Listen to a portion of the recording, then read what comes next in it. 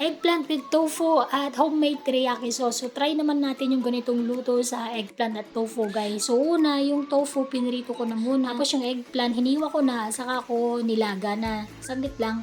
So, parang blanch lang. Tapos, gumawa na rin ako ng special teriyaki sauce. So, homemade yan, guys. Sa same na pa na pinagprituhan ko, so, ako naglagay lang ng sibuyas at sunod nilagay ko na yung pre-boiled na talong. So, yung talong ko dyan ay 6 pieces na maninipis. At mabilis ko lang din siyang nilaga, parang blanch lang. Tapos ginisa ko ng konti. Saka ko nilagay na rin yung prito na tofu. Ayan guys. So saglit lang din na may luto to kasi halos luto na parehas yung eggplant at saka yung tofu. Sunod, tinakpan ko ng konti para maluto pa. Saka ko nilagay yung special sauce na teriyaki sauce homemade.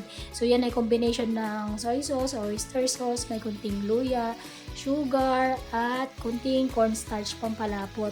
Pero mas maganda sana kung mismong teriyaki sauce na nabili sa store yung ilalagay, pero homemade na nga lang yung nilagay ko. At saka wala din talaga akong teriyaki sauce sa bahay, pero gusto ko kasing kumain ng ganitong luto. Tapos naglagay ako ng bell pepper from garden at saka lastly yung sesame seed para mas mukha siyang Japanese style.